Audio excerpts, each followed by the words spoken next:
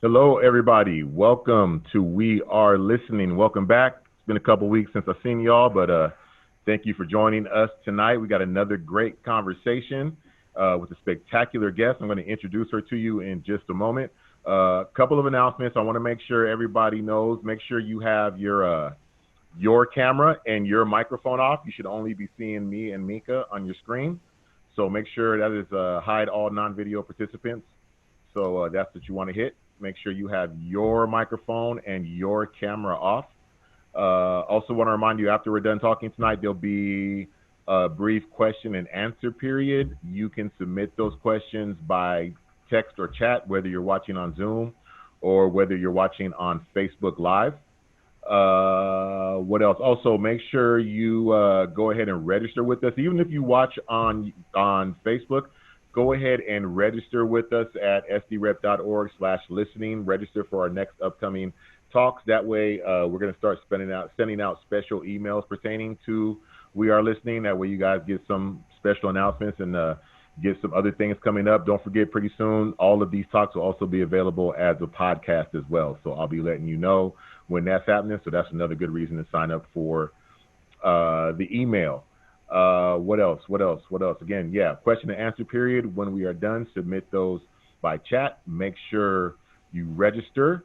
Another thing I wanted to mention real quickly is the Breathe Project. Its mission is to select, curate, and archive work from multidisciplinary theater artists of color who are responding to the current moment. And all video submissions are 8 minutes and 46 seconds long. You can still submit up to August 31st.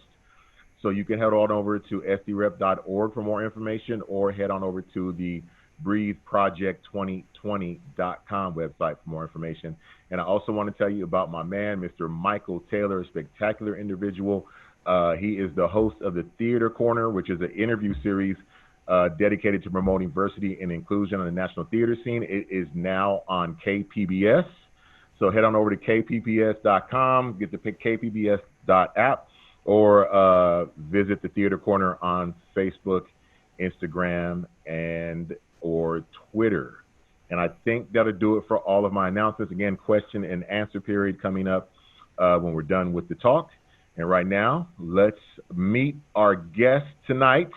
Our guest tonight is a spectacular, sublime writer, actor, singer, and is the winner of the Greg Knoll Award for Outstanding Lead in a Musical for Black Pearl Sings here at San Diego Repertory Theatre. Everybody, please welcome my guest tonight, Minka Wiltz. How you doing, Minka? I'm amazed that you called me is how I'm doing. Well, we want to thank you for being with us tonight. A lot of people who are theater members probably recognize you from Black Pearl Sings. And again, right now, again, congratulations for that award and that performance. Thank you. You're very welcome. And so what we like to do to start the conversation off is, like I said, everybody can read bios all day long, but I want everybody to hear from you, who you are, and kind of how you got your start in theater and how we end up where we are today. It's a really interesting question for me to answer every single time. I started in Atlanta, Georgia at 4 years old, just singing the alphabet. And then somebody said I could sing the alphabet. And then they said, you need to have some training. And then my mother went to Spelman, and she knew people that trained singers. And so I remember going into her home at 4 years old, and she said she didn't want to touch me. She didn't want to touch my voice. And so she said she knew of a choir that was started by this Polish couple. And I don't even know where they started. I don't know where they're from, but I know that they ended in Atlanta, the Ortlips. And the Young Singers of Callanwald work with Robert Shaw, who is the Grammy Award winning conductor that I sang under at the Atlanta Symphony. Anyway, you can look him up. He started them on their 20-something year stint of winning Grammys. There you go. And so I started singing with the Young Singers of Callanwald, and he taught us how to sing. He taught me how to sit up straight. He taught me concert etiquette. And I remember the first time, and this is blazoned in my memory, that no one has ever asked me, but I remember my mother was working because she's a single parent, and she allowed me to be taken care of by this woman that said she couldn't take care of my voice, but she had a niece that would take me to my first concert in Atlanta. And the Young Singers of Callenwald were giving a concert in a mall, and he would talk to this woman and look at me and say, "She's not paying attention, but she has a good voice." Hmm. And he kept me in that choir from the time I was 6 years old to the time I was 14. And that's how I started singing classical music, and that led to operatic music. And no one has taught me better than they have. That's right. That's I right. think that was a lot of words. And so, when you started singing music, was there an inclination in your mind to cross over into theater and write? Were you already writing, or how did the I guess how did the three meet or come about? Oh, right, right. That's a great question. I started traveling with the Young Singers. I started traveling at 14, and we went to England. And I started having solos here and there with the Young Singers, and then Westminster, which is where I went to high school, and those overlapped. And then I started auditioning. And when I auditioned, people didn't know what to do with my voice. I auditioned for the Metropolitan National Council Opera. People didn't know what to do with my voice. And those were words that were told to me. No one knows what to do with your voice. And so I went to school. The first place I wanted to go and be a shepherdess in Macedonia. No joke. I really wanted to be a shepherdess in Macedonia.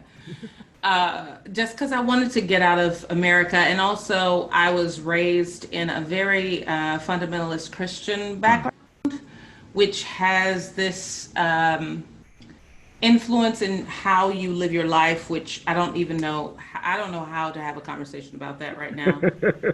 It's a really strange, I feel you. and I'm black, and so yeah, Yeah. yeah. Yeah. So there's this whole underlying thing where you're trying to live your life based on how you're fitting into an Anglican society, and then Yeah. yeah, you get it. Yeah. So I got these images in my mind of where I wanted to be. Anyway, so I applied when I was at Westminster. I applied to Macedonian school, the School of Macedonia. It didn't exist, but there is a number on the college application. I put it in there. Nobody called me back. But what they did Right. do, something did call me back, was Hardin Simmons University. And I went to Hardin Simmons University, and I started singing, but I never felt fulfilled. But that's a whole nother conversation. Right. Right. Happened was when I decided that I was going to be an actor, when I decided I was going to leave college. I left college to protest the 1996 Olympics. But anyway, long story short, I came back to Hardin Simmons, and Dr. Jane Middleton, she took me in and she taught me how to use my voice. And when I was there, I started acting. I started learning the beauty of acting and how acting and singing intersperse with one another. And that was amazing to me. And no one had ever told me that. Theater and opera are constantly working together, but I don't know if that's something that happens in America. I don't know if it It, happens. it makes perfect sense. Like you can definitely see that. Yeah. And after that, I started writing when I came back from New York, because I went to New York when I decided I was going to get my degree, and I didn't value that anymore because I didn't think anybody was teaching me anything. When I didn't think one was teaching me anything, because since I was very young, people saw that I had a talent. And when they see you have a talent, as opposed to honing the talent and training you, they use the talent to get money. Right. you, because there's money that is valued when, and especially if you have tint to your skin. And that's something that no one talks about. If you have a tinted person that has talent, then you can get money from them and never give them any sort of value for their work. You don't have to teach them how to use their work better. I got I started learning that very early on at Westminster, actually, because they started teaching me the value of my worth, my ability. But no one taught me how to manage my ability, leverage it, if right. that makes sense. Yeah, yeah. I didn't learn that that was the case until I got much older, and I got angry about that. So I had to learn how not to stay angry. I had to learn how to leverage that. And anyway, so that's where I am now. That's where I am. That's how I started writing. I started writing because I went back from New York and I was writing my first piece when I was pregnant with my first child. I wrote my first piece and mounted it and co-produced it at what is now called SCAD, but it was the 14th Street Playhouse in downtown, Midtown Atlanta. Okay. And it's funny, like you're saying, you kind of see that. I totally understand the concept you have because we see that in sports as well. We see that in Yes, sports where you have the athlete who's just naturally gifted, or not even naturally gifted. Yeah, we can just say naturally gifted. He has gifts that others don't. I was He has natural gifts that others don't. leg, and he didn't tell me until last week. Anyway. Yeah, and he's, you know, if like you said, you know what, we can exploit these talents right now in the short run. We can put him in this position. He'll get us what we need right now. But like you said, never put the equity into that person, never really develop them to their full potential, but just use that natural ability while it's hot. What is, as like the series started with, with the tensions and discussions about race and representation, and now we're in this moment where that's not going to slow down, especially now with our new pick for the Democratic vice presidency. That conversation just kicks in now into another gear that it wasn't even in before, in more of an internal gear. But and as these talks are to inform people about the concerns that we have about representation, not just among people who are not of, any type of Afro descendancy, but just even, for amongst ourselves and understanding the difference in our experiences and what we've gone through. Give me a little bit. I was going to ask you about, how race has informed you in your career up until now, what thoughts you have about it, especially this moment we're in. But maybe if you can expand that a little bit on, are there differences between here in the States and what you went through as a teenager growing up overseas? I The one thing that has been interesting to me is understanding that my mother looked a lot different from me. My father was called Creole, and that explains a lot of why I look the way I do, and my brother looks the way he does. And she went to school at Spelman first, and then she transferred from Spelman to Xavier. And then that's where she met him. And when she went to Xavier and she had him, they became married, she created us. And I just did, what is it, ancestry situation? Yeah, yeah. Which let me know that there are a lot of questions. There are a lot of holes in our ancestry. But the fact that I am able to stand in the world with the blood of the oppressor and the blood of the oppressed in my veins, and still stand here and able to be a cognizant member and contributing member of the world, is something that no one is really talking about. No one's really talking about the fact that I may look the way that I look, and I have to sign a piece of paper that says I am black or white or colored. Or what it says to me is that I am not supposed to exist, and yet I do. That means to me that everything that I do is not supposed to exist. And I am a revenge. That I joke because I have a child that has light skin, light hair. She's very light, and I call her my revenge baby because I teach her how to love. That's my revenge. My revenge is to raise a child that is not only surviving and healthy, but that can survive with love in her heart. And everything that she does is an obstinate to everything that we're seeing in our world today. And that's what people, as artists, I feel like that's what we have the opportunity to do, right? Right. Um, I don't think I'm answering your question. No, but you were on the track because you were talking. The question was just broadly about the difference in between, or if there are any differences in growing up and being in the States and overseas. With Oh, well, but I understand what you're saying. Like I get where that thought. I get where the question led to that thought. what I'll tell you this. I did live in London for less than a year. I went to London twice before I went to London to live, and I was in no, I went to France once and London once before I went to live there. And the reality of London was it was a really it was extremely similar to how I lived in Southwest Atlanta. Hmm. And my husband is a linguistic major, and I said to him, I said, there's a lot of linguistic similarities between Londoners and British and Southerners. And he said the reality is Southerners sound a lot more now than they like in their regular voice than they do now. They sound more the way that they did when they came over on a boat than they do nowadays when you go overseas. So if you talk to a British person now in London, they don't sound nearly as similar to the British voice than they do to a Southern white person Right. here, which is really interesting. And I don't know, have you spent any time in the South? Oh yeah. Yeah. Yeah. My whole family's from. I spent most of my summers and winters in the South.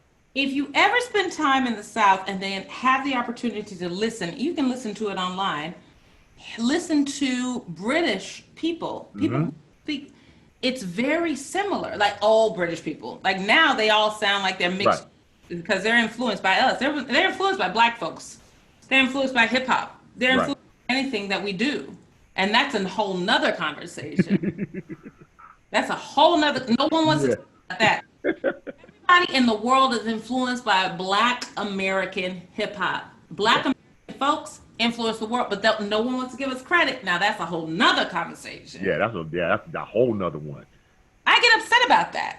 I do too. I'm a hip hop kid. Watch it happen in real time. I'm a hip hop kid. I'm influenced by hip hop. Support y'all. But what I'm really upset about is that the rest of the world wants to talk about Black Americans like we ain't contributed. We have changed the world. SDRep.org. Make sure you get your tickets for our Hershey Felder Gershwin live performance, the Latinx New Place Festival. Get all of your tickets and information at sdrep.org. And again, sign up for the email and you'll get all the info in your inbox. Or you can follow us on any of our social media pages, San Diego Repertory Theatre on Facebook, Twitter, and Instagram. You guys hold on just 1 second. I'm going to see if I can help out, get Minka back on the line with us, okay?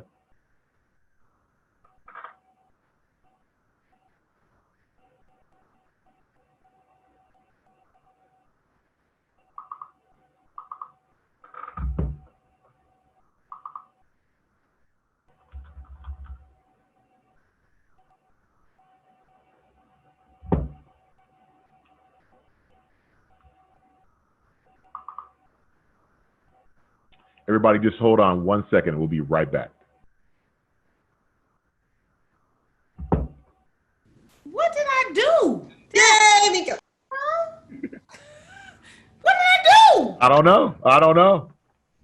That's all that energy. You shorten things out. You like that's all that passion right there.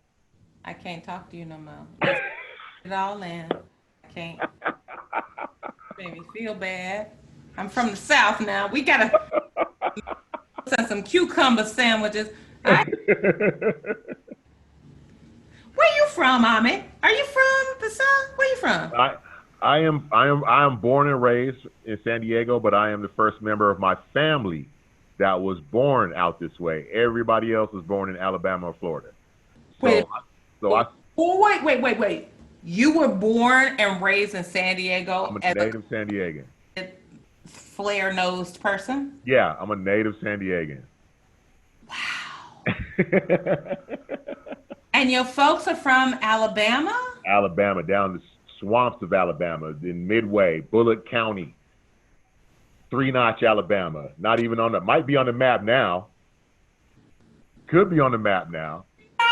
Why it's got to be Three Notch though, Ahmed? Why it's got to be Three Notch? Hey, That's there's three houses on the road.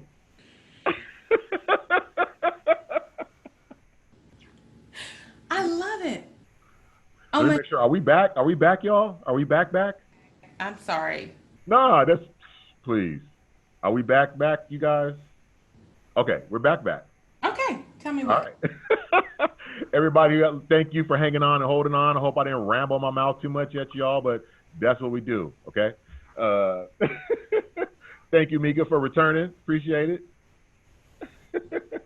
So we were, where were we? We were somewhere in the understanding of the worth of the tinted skin and your experience living in Europe and how that informed, like, so we were kind of in Europe area, Right. coming back out a little bit. Well, this is the thing. I have been trained in Southwest Atlanta, in the house of the founders of the Coca-Cola empire. The Woodruff, the Callenwald, Young Singers of Callenwald was worked out of the Callenwald mansion, which is one of the mansions of the people that founded, the Candlers that founded Coca-Cola. And they put a lot of money into Atlanta. So if you look up Coca-Cola and the Woodruffs, the Callenwalds and the Woodruffs, you will find how Coca-Cola started, basically, and they all started in Atlanta. So I went to the Young Singers of Callenwald, which was in the Callenwald mansion, and from the time I was 6 years old to the time I was 14, because at that moment in their history, they wouldn't let you go beyond 14 years old. They started to extend it, from what I understand, later on, but whatever. And then they worked with Robert Shaw, who has a Kennedy Awards. He was granted a Kennedy Award. I don't know if any people know what the Kennedy Awards is. Anyway, he was granted Kennedy Awards because he was the one, Robert Shaw gave the precedent, started the precedent for the Atlanta Symphony Orchestra to gain the Grammys. He started the Grammys. And so we started singing with him when I was very, very young. But with all of that said, I learned how to sing. I learned how to breathe. I learned how to sit properly. I learned proper concert etiquette. So if you asked me to sing properly, I know how to do that. I know how to sit not only in concert etiquette, but if you're asking me to go into any sort of elegant environment, then I know how to do that because I was taught from the time I was 6 years old to the time I was 14. But I don't think anybody talks about that. No one talks about how you train a child to be in their most elegant form. You know, how to breathe properly, how to sit properly, how to stand up, sit down.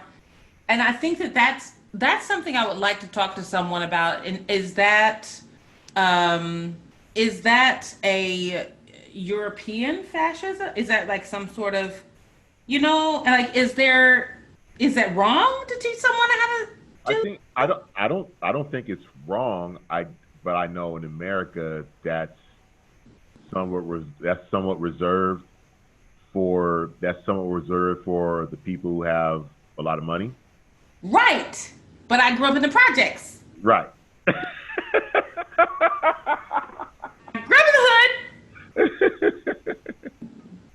So it's like, yeah, like yeah, that's affordable for certain people. I don't know. I don't know. I don't know. Anyway, I went off the tangent. I apologize, and I'm working on. Okay, fine, whatever. All right. So we're next. Next, what's the next thing?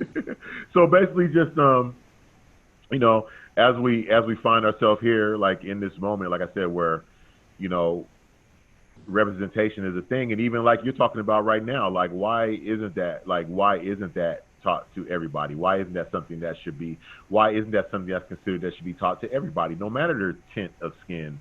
Why should they have to be in a special circumstance to, or yeah, why should they have to be in a special circumstance or on a special road to be introduced to something like that? Well, something I've been questioning a lot is the amount of information I don't know. There are a lot of there are a lot of historically, there are a lot of cultures that taught people how to sit up straight before Europe was Right, ever known. right, And I want to know more about that. I want to know more about how Europe has gleaned from Africa the way to stand and the way to move. You know, there are moves that have come from Africa that no one wants to talk about, and I'm interested in the fact that Paul Robeson, hmm, was talking about Bach being the what Bach gave to us as his terminology, musical terminology that started in Africa.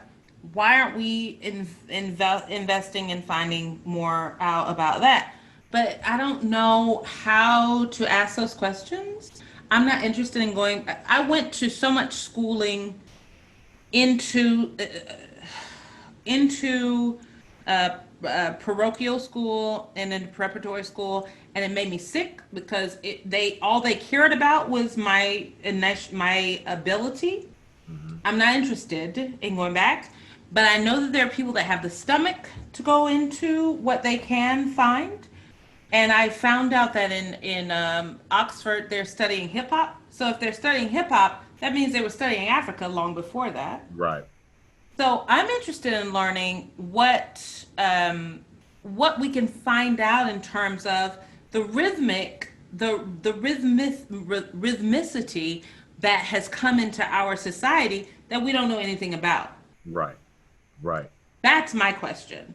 Like, how are we really giving to ourselves to something that has been negated from our melanin? But no one wants to talk about that. right. And we have to go pull that out and bring it. Right. We got to go pull it out and bring it. And then it's funny because, like you said, those elements are used. They've been being used, but when you go pull it out to bring it, it's like, no, don't bring that knowledge. But you're using, yeah, but we just want to use it. We Yeah. don't want to talk about where it came from.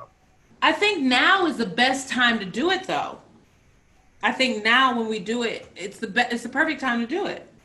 If you can do it now and figure out a way to envelop 10 seconds, 20 seconds, a minute, and then you go back into the mind of all this conversation that has been taken from us, because that's basically what's happened. We've been stolen, everything's been stolen from our memory, and then it's been put onto a mantle as a museum piece. Right. Willing to watch that? Are we willing to make sure that we see what's been taken from us? Because it's not just the sculptures, and that's something else I've been watching. There's sculptures that have been taken from us, but the memory is really the most important thing. Because it's the memory that creates the sculptures that are able to be stolen. Right. But the really important thing is, how do you process the image of our rhythm? Right. Right. And I guess, how do we, because like you said, this is the moment to do it. If it's going to be done, this is the moment to do it.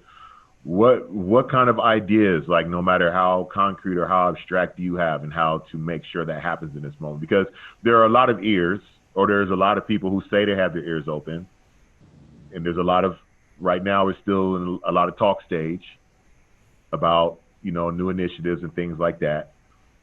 What kind of pressure do we put on? Is it our place to put the pressure? In your idea, what forms of pressure do we exert at this time right now to make sure people are honoring what they're saying? For me, I'm an opera singer. I sing opera. I'm an operatic singer. I'm a writer, and I feel like the most important pressure is to create an environment where no one is able to fishbowl us as Black people. So creating an environment where we're in a place where Black people create with no white eyes on us whatsoever. Period. And then when we decide that we're going to present something, we present it. And for me, I would love, and I don't know how many opera singers or creators or producers or conductors would be willing to do this, but I would love to have this incubator mode where we create something that doesn't sound anything like quote unquote Western opera, but I know that we have trained ourselves vocally to do this, but we've also we have lived our lives around R&B. We've lived our lives around jazz, which is a kind of classical blues thing that was created by Black folks and white folks. I would love to have this place where we have an incubator, and then all that we let out is what we're ready for them to see, and we have something sacred unto ourselves. That's my dream. My dream has been for years, where I just have a place where we don't have to be scrutinized anymore. We're just loved. We question each other, fine, but we're not scrutinized by white folks who are just living white. If you love, just to have a chance to have just a pure whatever comes out of that space without any outside rules or influence to be placed upon the culture. We are colorists beyond belief. Like the thing about the colorism, the thing about how we see each other, like the hair. I'm from Atlanta, so like I'm from Atlanta, but my dad is from New Orleans. It's just this whole thing we have to face ourselves, but we know that the beauty of what we create is not up to revision to white people. You know what I mean? I mean, yeah. That's what I mean. It's like you were talking about hip hop. Those early days of hip hop. When you were trying to get mixtapes and trying to get those DJ knowing it was some Africa Bambaataa up to Cool Herc up to when it was back then. It's like you were saying, it wasn't touched by anybody else. That was coming straight out of basements, straight out of garages, and it was finding its way through the cracks, on the people's radios and in the people's houses. It was just that. Later on came the commercial injections and the things, and it didn't resemble what it was and what we called the golden age of hip hop for a reason, because at that point, it was untouched and it was raw. It wasn't commercialized, not to the extent that it became the giant record companies, even if they were trying to get their money on it, they didn't know how to tweak it yet because it was something so new and pure.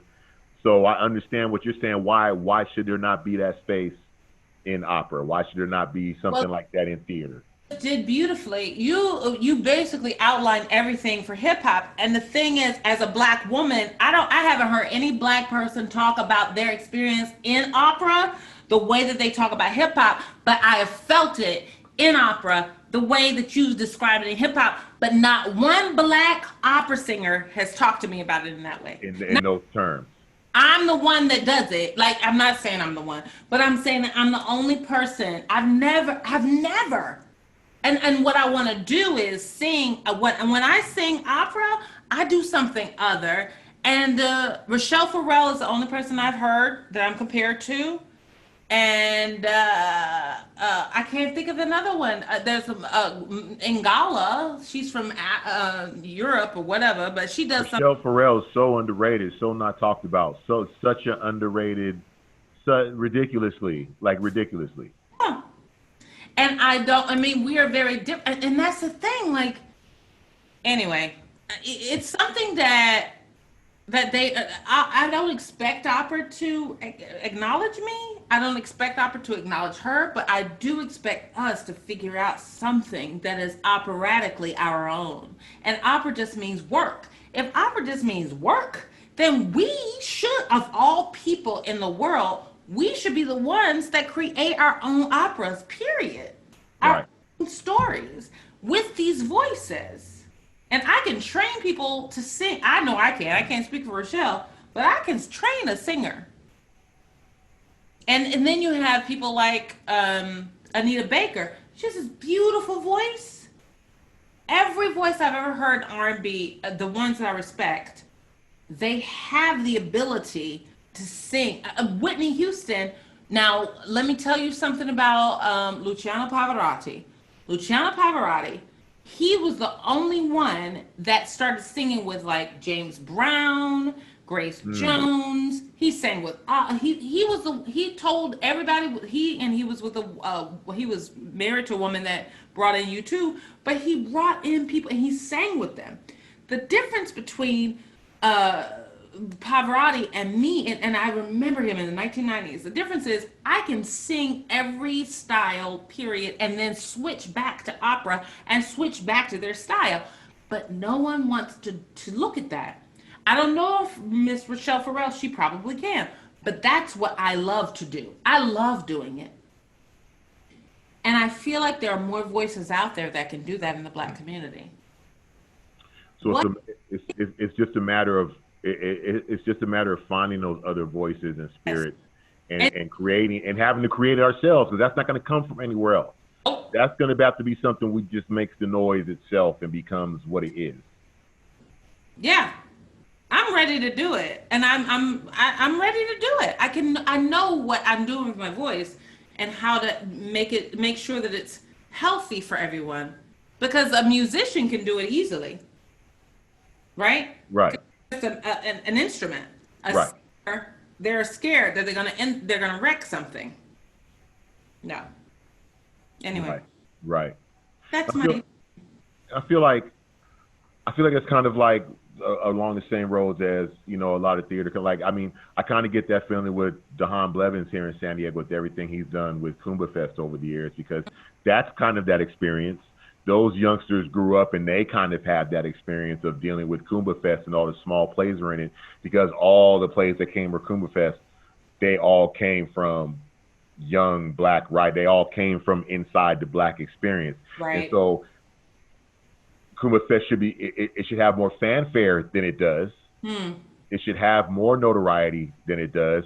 But those kids who've come up through Kumbha Fest, they kind of have that feeling because they grew up in this festival that's taking place. So they can look back to Kumbha Fest and the small plays that happened in it, and they have that feeling. They have that inner thing like you're talking about. You know what I mean? I just think maybe we need to do a better job in collaborating with more artists to let everyone know that they're doing that. Okay, this is what we're doing. We need to partner up with you. You guys bring and then create those. I mean, That's how hip hop went. There was all those small connectors that then Yep. so yeah, it's just becomes a thing of that's as we have this conversation, it's multifaceted. It's work that has to be done within institutions, but then there's work that's just going to have to be organically done despite institutions. In spite of them, yeah. You I know, hear you.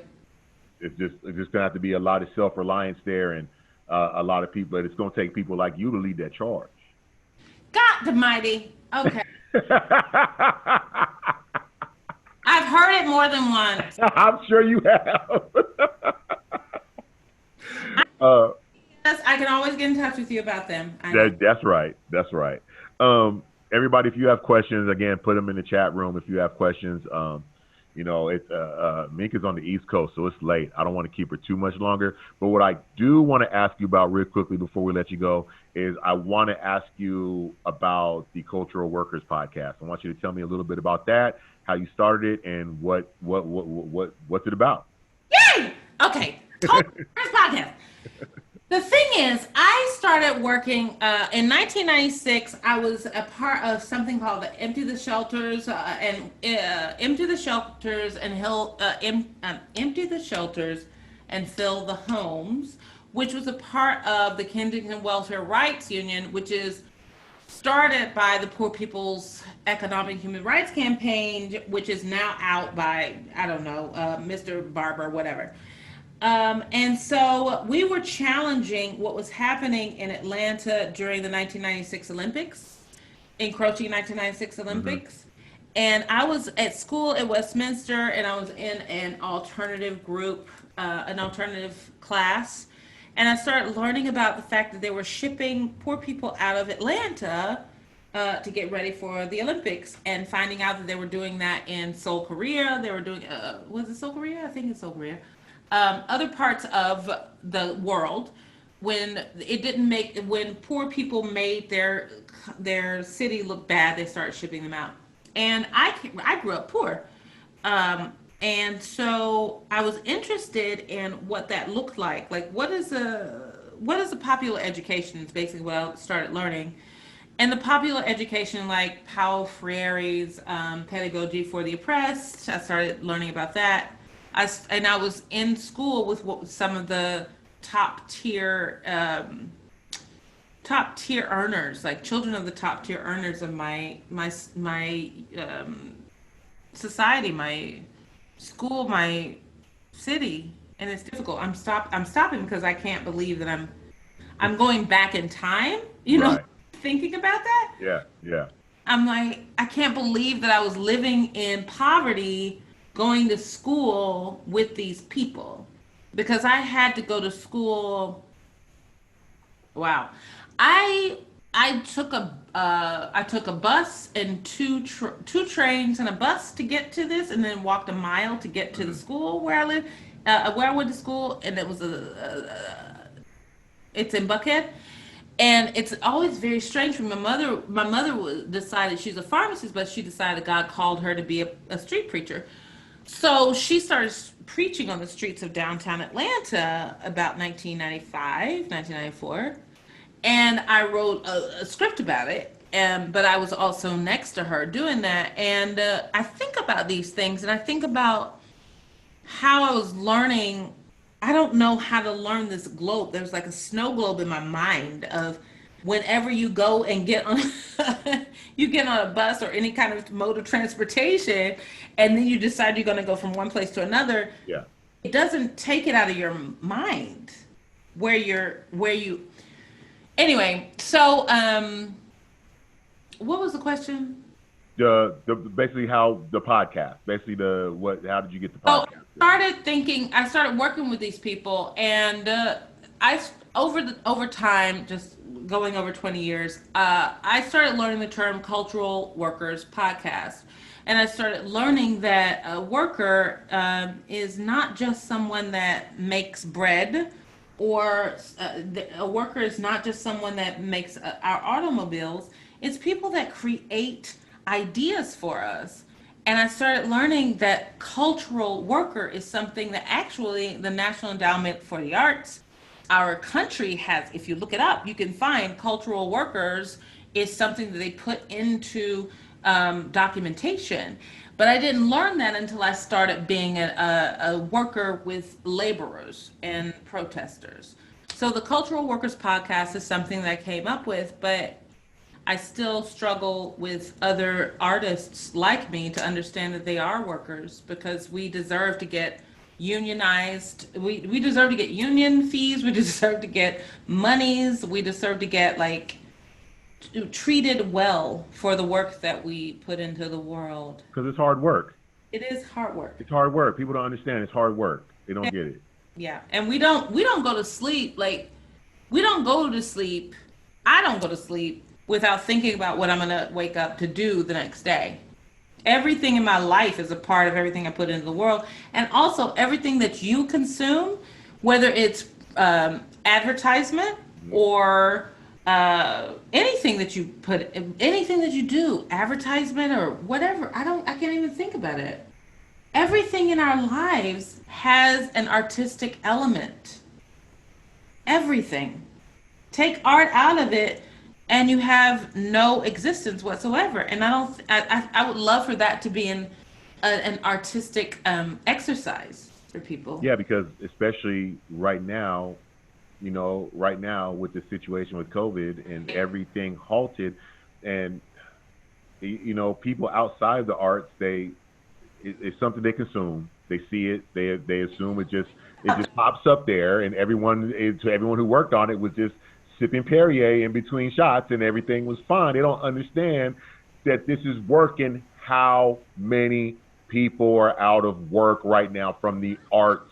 And it's not just the people you see on screen, it's the people that go behind the screen. Right, right. That's what I'm saying. I know you know. I'm tired. Look, I'm black, I'm tired, and I have a 1-year-old. I'm shit. I feel you. Look, let's do this. Let's get. I have one question. What about approaching a college department of ethnomusiology to explore Black music and its origins? Oh, I would love that. I wanted to go into ethnomusicology. Um, I really did. It was years ago. And I was scared. I was scared of a lot of things. But I think that approaching them in what way, though? What is the question? Approaching them in what way? I think, I think in I think like in response to the idea you had about trying to form this organic space about is there something there in approaching a college department about because a lot of college departments are you might come up on that liberal professor or that liberal department that might be like, hey, yeah, go do this. Is that I would love to do it, and I would love. I have my husband is extremely adroit at cooking. He loves cooking, and he loves learning the history of culinary arts. And I told him I had this idea where I would learn the historical singing of that area. And if I didn't sing it well, then I would have to eat his worst culinary cooking of that area. Like they would tell him the best thing they love to eat and the worst thing they love to right? eat. So he would have to learn how to cook both, and then I would have to learn how to sing. If I learned how to sing the best, and I would sing for your supper is the name of it. And if I could sing everything classically that they learned, then if I sang it well according to them, then I would eat like a queen. If I sang it if I didn't sing it to their liking, then I would eat the worst thing that they were supposed to eat. Every culture has a cooking and a culinary best and a culinary worst. right, right, right, right. I think that would be lovely. I don't know. I think that would be great to talk to other groups. I think that'd be great all over the world. But would I do it with the universities, or would I do it with? I don't know how many communities would be willing to talk to us. You know Right, what I mean? right, right. Yeah, I guess like we said, like with everything, this would be the time, to explore that. Yeah, I think that's a good idea. Though, thank you. That's wonderful. Yeah, yeah. In fact, because she said there is a department at UCLA, they're often looking for projects of that. So, yeah, that didn't cross my mind at all. Um, Do it. Come on now. You can do the video. there you go. Right, right there. I can handle that part. Oh, um, you believe? I know it's late. I know you're 3 hours ahead of me, so I know that puts you at about 11 o'clock right now. Yeah. Before I let you go, I just want to give you a chance to talk about anything that you would like people to go on the interwebs and look at, or pay attention to, or check out. Oh, Right now, I'm just I'm working on the Cultural Workers podcast, but I'm also working on my idea of a new concept for merging artists, where I talk to artists who don't seem like they would ever talk to each other, and creating a new art concept. And that's new. I've never talked to anyone about that. I would love for people to get in touch with me in terms of what I've put up for the Cultural Workers podcast. Um, and I'm putting out a new short film with my baby girl, called My Way, because I'm just so done with my child. So I'm putting that out on the 29th, and we're moving to Bloomington, Indiana. Oh, wow. Yeah, and so we'll be closer, hopefully closer to everywhere. I just want to make movies. I want to make movies. I want to make film. So if you have any ideas, I have another idea that I'm working on right now. The Funeral Singer is one, and um, I want to work with people of color. I want to work with That's people. right. I want to film, um, and I have good ideas. I'm a good writer. I can't even think. I mean, just put in Minka Wiltz. I don't know. Put in Minka. Why don't you do this? Put in Minka Wiltz in a Google search and see what you like. And it'll take you right to her website. It'll take you right to her website. I'll play the dead person in the funeral. I said,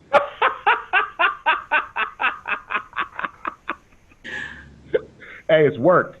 see, Allison. If this is the thing, I don't want dead people.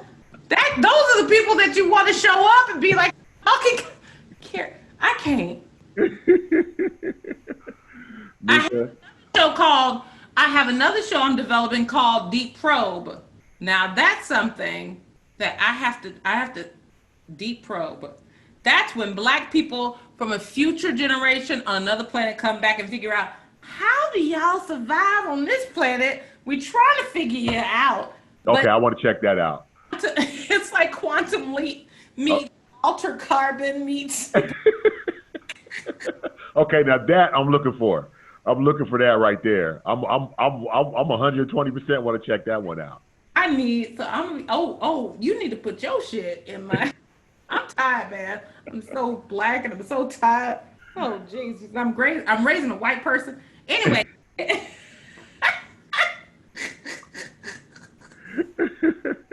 Well, Minka, look, I'm gonna let you go. Thank I you want so to much. I want to thank you for joining us. I really appreciate it. Thank you for the conversation. Thank you for staying up late to talk to me. It was so good. Everybody go to minkawiltz.com.